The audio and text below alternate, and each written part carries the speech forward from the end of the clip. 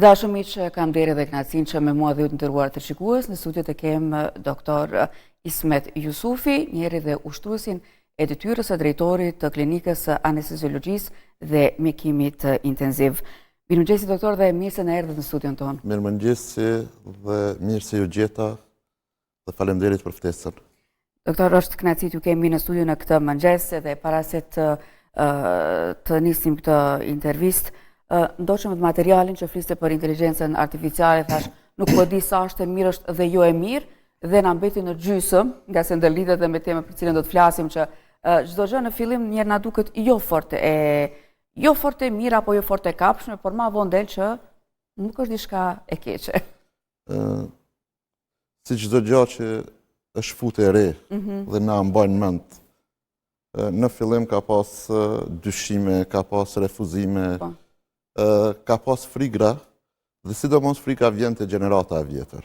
Po, duhet ta kemi parasysh, sepse janë gjeneratat e reja, të cilat i bëjnë këto inovacione kryesisht, ata i adaptojnë vetvetes dhe pastaj zhvillohen dhe jetojnë me ato inovacione sikur janë pjesë e tyre. Kështu që unë mendoj që ne gjenerata që jemi më të vjetër duhet t'i përkrahim dhe mundësisht të adaptohemi më shpejt që ata ta kenë më lehtë. Do t'i kthehemi rolit të anesteziologut, ashtu siç paralajmëruam që në fillim të programit të mëngjesit në kujdesin intenziv. Unë kam një respekt të jashtëzakonshëm për anesteziologët. Pa ju, vështirë se do të kryeshin shumë gjëra për të mirën e shëndetit tonë. Anesteziologjia është deg më e vonshme në raport me kirurgjinë dhe disa deg tjera, e cila ka dalë si domosdoshmëri për ta mundësu një kirurgji më të lehtë, pa dhimbje, fillimisht. Dhe pastaj është zhvillu dhe është zgjeru aq shumë sa sot anesteziologjia interferon me diku mbi 70% të specialiteteve tjera të mjekësisë, dhe kjo gjithmonë në formën e ofrimit të shërbimeve dhe lehtësimit të procedurave të cilat zhvillohen në lëmi tjera, specialitetet tjera të mjekësisë. Dhe jo rastësisht në literaturë quhet si palca e kurrizit të sistemit mjekësor, pikërisht për këtë përqindje të lartë të interferimit me specialitetet tjera, dhe në ndërkohë përfshin 4 specialitete në vetvete. Është anestezia, që nënkupton veprimtaria në sallë, pastaj është kujdesi intenziv, sot është mjekësia perioperative, që quhet me termat moderne, dhe është menaxhimi i dhimbjes. Më thonë, gjithë këto 4 specialitete janë të ndërthura në specialitetin e anesteziologjisë dhe mjekimit intenziv, e cila në shumicën e vendeve zgjat diku 5 vjet si specialitet. Edhe te ne në Kosovë po ashtu njësoj. Ndalim pak tek ashtu siç thamë edhe më herët, tek kujdesi intenziv. Sa vendimtar është dhe anesteziologu në trajtimin e pacientëve kritik? Kujdesi intenziv është ajo pjesa më e vështirë e mjekësisë, sepse aty trajtohen në rastet më komplekse, është life support, thuhet në anglisht, do të thonë është mbështetja e jetës, sepse shumica e pacientëve të cilët trajtohen në kujdesin intenziv janë totalisht të varur nga mjekët dhe infermierët të cilët kujdesin për ta. Janë tepër dhe shumë të varur nga aparaturat të cilat janë life support, qofshin ato për mbështetjen e frymarrjes, qofshin për mbështetjen e zemrës, qofshin për mbështetjen e tensionit arterial, të veshkave dhe të organeve tjera. Çka nënkupton? Nënkupton që një pacient në kujdes intenziv është aq kritik sa shumica, një pjesë e madhe e organeve të tij nuk mund të funksionojnë pa e mbështetur ne nga jashtë. Dhe kjo bëhet përmes personelit mjekësor, stafit të mesëm dhe mjekëve që punojnë në stacion intenziv dhe janë kryesisht anesteziolog dhe intenzivist, dhe janë aparatura të cilat janë shumë komplekse dhe të cilat në shumicën e rasteve në kohën moderne i japin mundësi një pacienti që ta mbjetoj sëmundjen, dhe kjo ka qenë e pa imagjinueshme në shumë vite përpara. Në Kosovë pak vite përpara. Për të rishikuesit, cilat janë përgjegjësitë e kryesore të një anesteziologu në kujdesin intenziv? Ajo në kujdesin përgjegjësitë kryesore. Përgjegjësitë kryesore të anesteziologut në kujdesin intenziv janë pikërisht këto që i përmenda më herët. Do thonë një pacient që përfundon në kujdes intenziv është totalisht i varur nga ne. Familjarët e atyre pacientëve janë, besoj gjithë prej neve edhe unë edhe ju kemi përjetuar. Domethënë është e pamundshme të mos përjetojmë, domethënë familjet, rastet të cilat kanë nevojë për stacion intenziv, janë një ankth të jashtëzakonshëm, sepse aty luftohet me jetën, domethënë mundësit mos me shku mirë, mundësit mos me kompliku dhe mundësit me përfundu me vdekje janë shumë më të mëdha se në çdo klinik tjetër dhe çdo repart tjetër.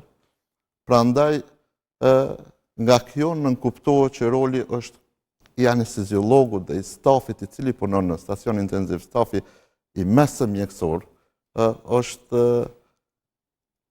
krucial për arsye sepse ata pacient dojnë shërbim 24 orë në 7 ditë dhe duhet të qëndron të koka dhe të mbështesin. Dhe kjo është një punë e lodhshme, kërkon dije shumë, kërkon interferim njohje të aparaturave dhe mbi të gjitha kërkon një empati dhe një njerëzillëk të jashtëzakonshëm. Sepse nuk është veç pacienti, është komplet familja e cila janë në një situatë e cila nuk është situatë normale. Dhe sigurisht është shumë i rëndësishëm, doktor, dhe bashkëpunimi multidisiplinar. Patjetër. Bashkëpunimi multidisiplinar nënkupton bashkëpunimi me lëmi tjera të mjekësisë. Çka nënkupton kjo? Kjo nënkupton, imagjinoni një pacient i cili ka pësu një politraum, që thojnë. Ka të lënduar kokën, ka të lënduar mushkrit, ka lëndime të eshtrave dhe kjo është e pamundshëm të menaxhohet vetëm nga një specialitet. Nënkupton ndërhyrjen e neurokirurgjisë, ndërhyrjen e kirurgjisë torakale, ndërhyrjen e ortopedisë, dhe kjo kërkon një koordinim, është si punë orkestre në menaxhimin e këtyre pacientëve. Secili ka rolin e vet dhe bashkëpunimi në mes këtyre specialiteteve është vendimtar për mbarvajtjen e pacientit. Doktor, përmendet do thotë ekipën e cila është prezente në kujdesin intenziv, po çfarë teknologjie përdoret sot në kujdes intenziv?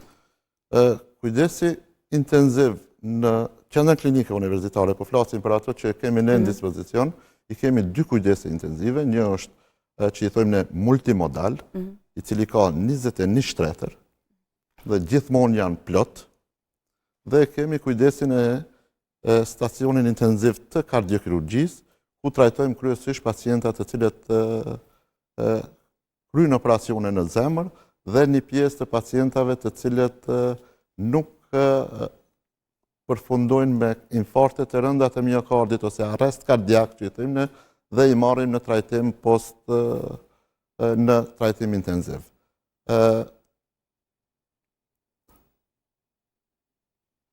Aparatura kryesore të cilat ne i disponojmë në stacion intenziv është mbështetja respiratore, janë aparatet e respiracionit ose ventilator që i thënë, të cilat e marrin rolin e mushkrive dhe sepse pjesa ma madhe e këtyre pacientëve nuk janë në gjendje të marrin vetë frymë dhe ta mirëmbajnë frymarrjen, të oksigjenohen, të ventilohen, atëherë janë aparaturat të cilat e mbështesin. Janë aparatet të cilat e mbështesin veshkën, sepse edhe veshka është një organ i cili preket shumë shpesh të pacientat të cilat janë të smut për stacion intensiv. Janë pastaj shumë monitor të cilët na mundsojmë ta përcjellim gjendjen reale në kohë reale të parametrave të pacientit.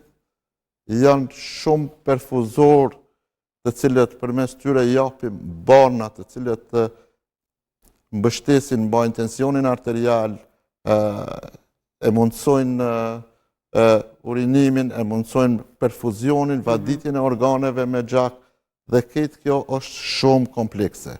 Pastaj ka dhe aparatura tjera të cilat një pjesë të madhe ne e disponojmë, të cilat janë kryesisht në mbështetje të jetës. Sepse këta pacient me të vërtet kërkojnë, janë shumë kompleks. Është pjesa ma e vështirë e mjekësisë. Pra dhe thash, vërtet kam një respekt të veçantë për anesteziologët, se për gjithë stafin shëndetësor, po ja që në momentet më kritike, ju bie që të mireni ju, si specialist të kësaj fushë. Po, sigurisht që dhe teleshikuesit janë kurioztarë do të dimë për atë se si merret vendimi për një ventilim mekanik të pacientit. Ka shumë kritere.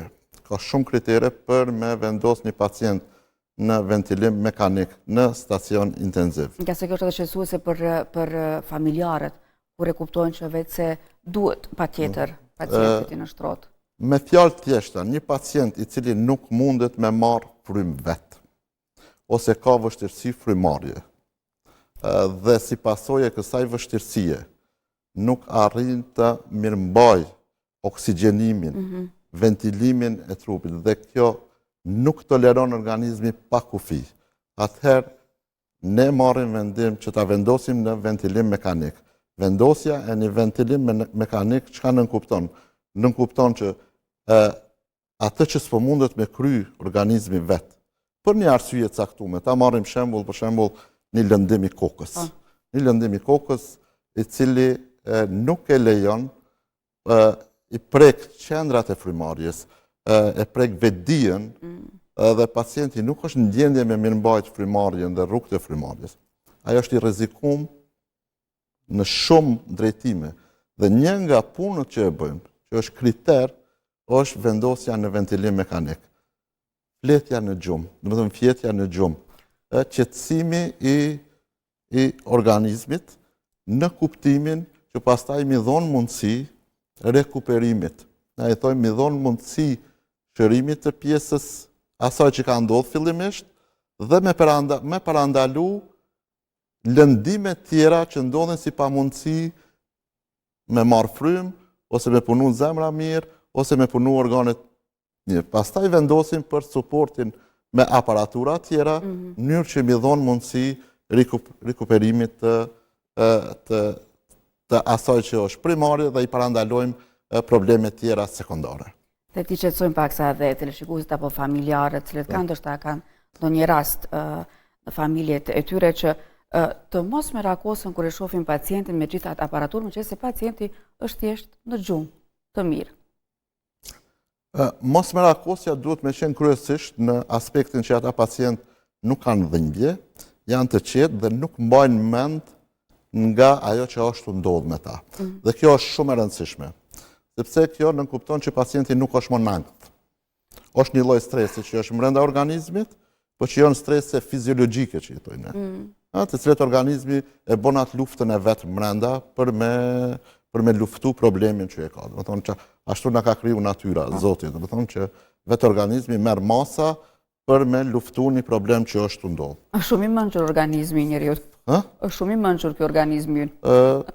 Nuk ka gjë më të mençur. Do të thonë po të analizojmë, po të fillojmë ta studiojmë që në momentin që nga qeliza, që nga bërthoma, dhe mënyra se si funksionon dhe si i trajton probleme që i shfaqen, ose të mira që i shfaqen, është ne si teknologjia shumë larg asaj. Shumë larg. Nuk e zëvendëson njeriu. Është e pamundshme. Për nivelin ton vetdijes tash është thuajse e pamundshme. Nuk e dim çka ka për të ndodhur të ardhmen. Sepse gjithmonë po na dalin surpriza. Po na dalin surpriza gjithmonë po, në aspektin. Për familjarët nuk mund t'ju thush familjarëve që mos jenë në ankth. Po familjarë ato që mund t'ju themi, domethënë, që sidomos po flas për Kosovë. Unë kur kam filluar specializim vitin 2001, krejt që KUK-ja ka pas diku 14 anesteziolog. Kemi qenë një numër i mangët, edhe niveli i aparaturave, i mbështetjes ka qenë shumë i vogël. Mundësia me 14 anesteziolog me mbulu krejt këtë gamë të shërbimeve ka qenë shumë i vështirë. Dhe klinika anesteziologjisë ka bërë, maksimumin e efortit për me rrit kuantitetin, numrin e njerëzve, sepse numri është shumë i rëndësishëm. Domethënë për mi mbulu 21 shtretër plus 10 plus disa salla, numri është tepër i rëndësishëm. Dhe pastaj është e rëndësishme kualiteti. Domethënë këto duhet me shku paralel, sepse për ndryshe, kur s'ki numër nuk ke mundësi mi mbulu. Dhe kjo nuk arrin mi ofru shërbim krejve sa kanë nevojë. Prandaj sot numri anesteziologëve në Kosovë është rritë shumë, po është një lloj absurditeti, paradoksi.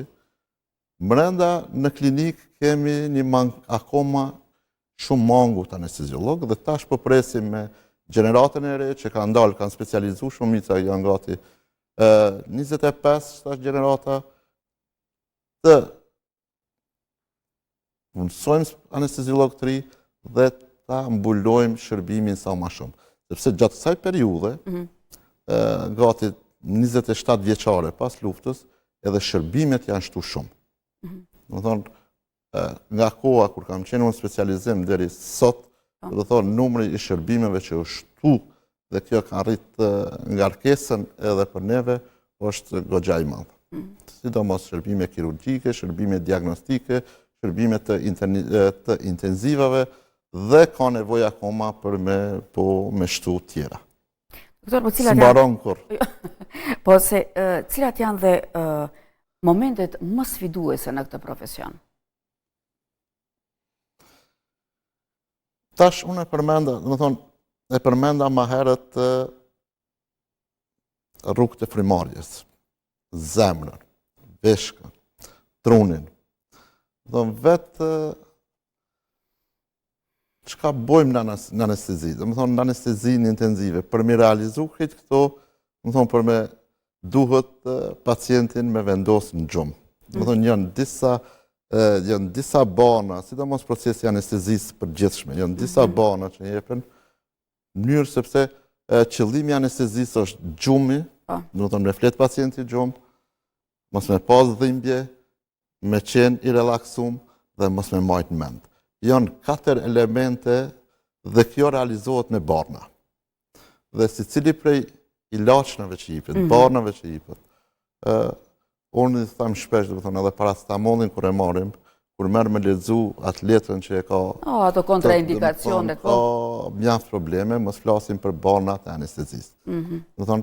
Një problem është mirëmbajtja, sfida është mi menaxhu rrugët e frymarrjes.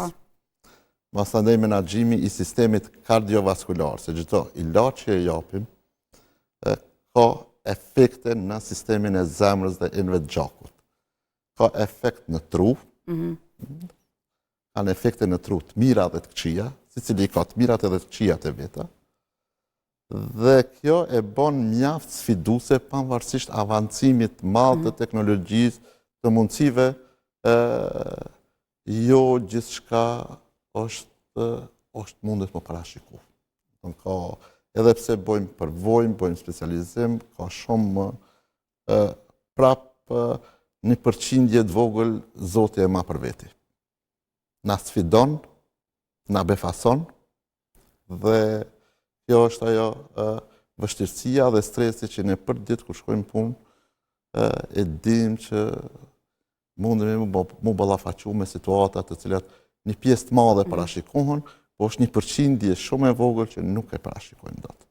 Nuk e parashikojmë dhe kjo na vendos me një situatë stresi gjithmonë gjatë punës tonë. Janë të shpeshta, doktor, dhe rastet në trajtimin intensiv? Trajtimi intensiv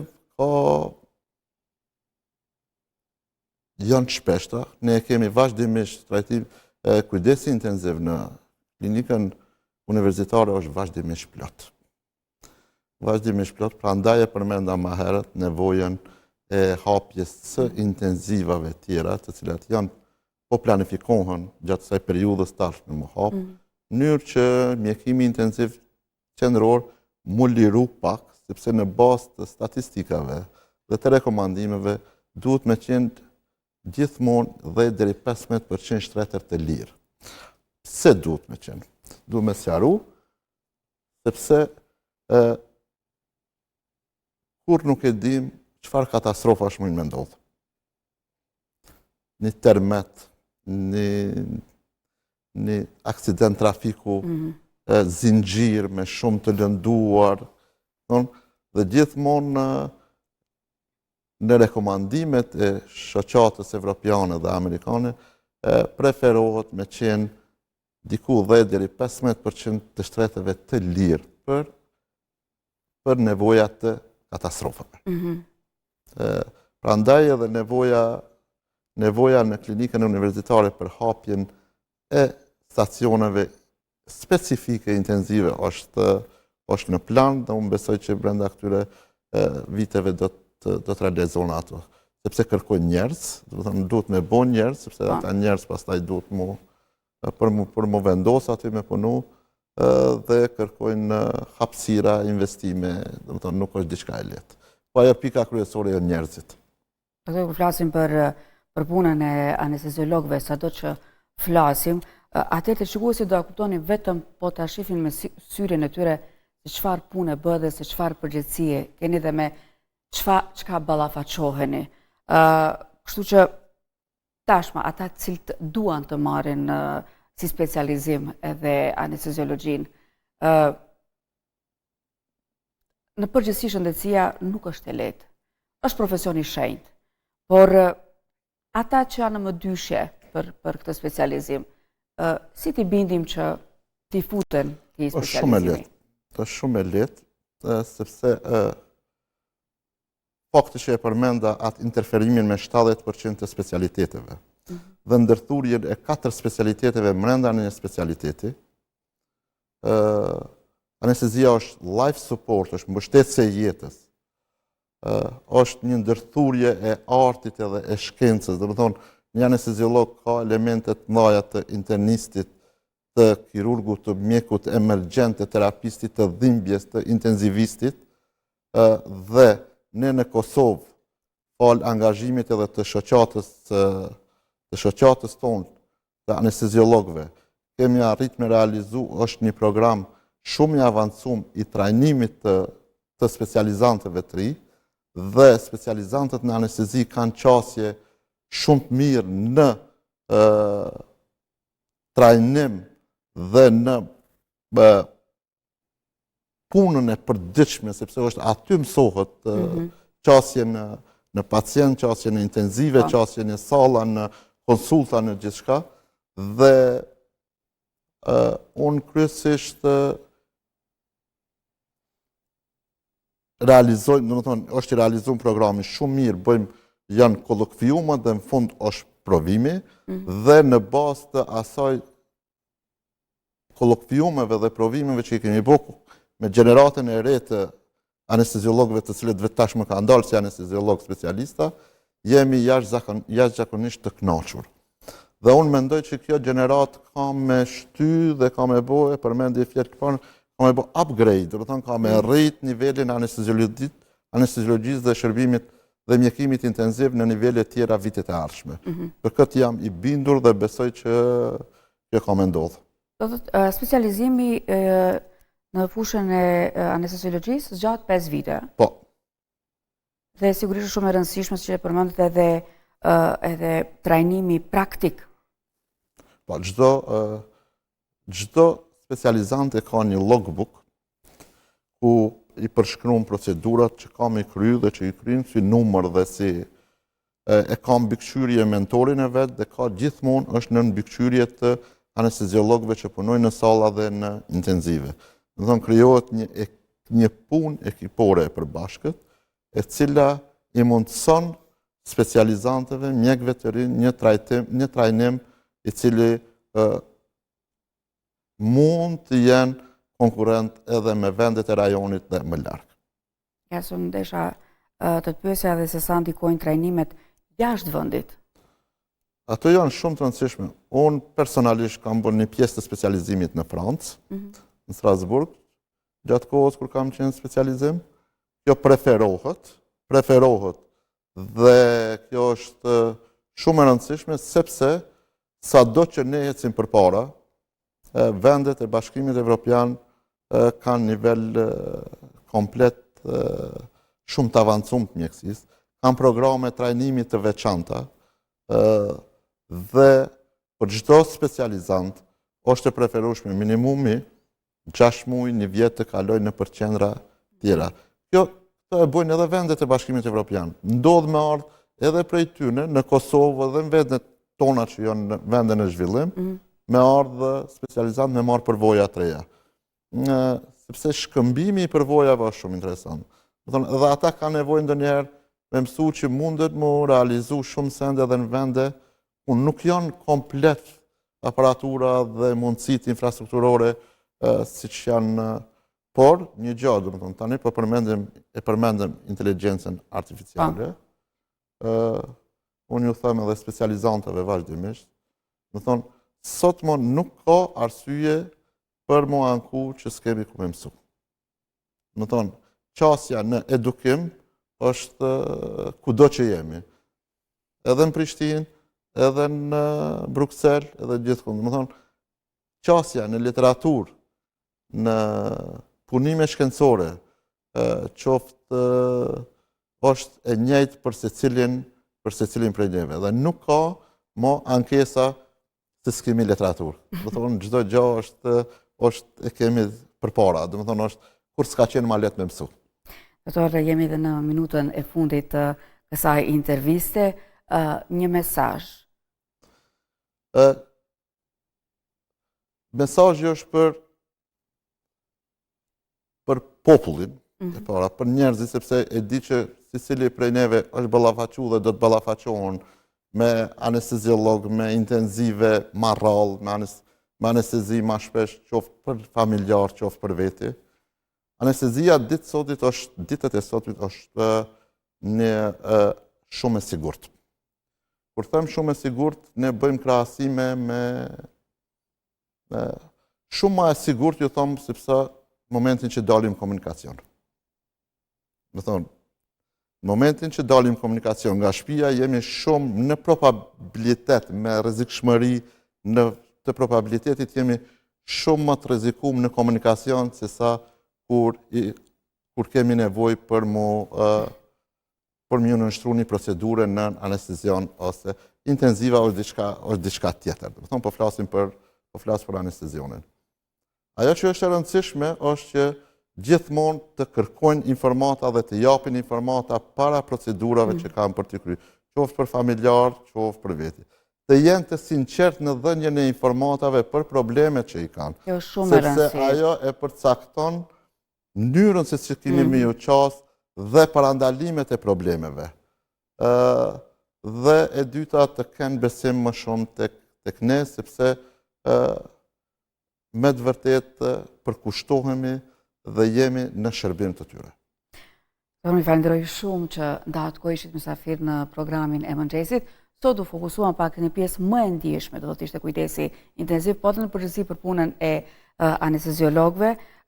Por ju presim sërish në studio, nga se ka shumë çka të flitet për anesteziologjinë. Është pafund. Dhe shumë suksese në punën tuaj nderuar. Faleminderit shumë juve dhe përshëndetje gjithë kolegëve me të cilët sot janë punë dhe tjerëve dhe gjithë teleshikuesve të radio televizionet të Kosovës. Bashkëton nga kjo studio Zhuzë Razi që të përshëndes të gjithë Mantel Bardhët kudo që janë. Faleminderit, Bekele.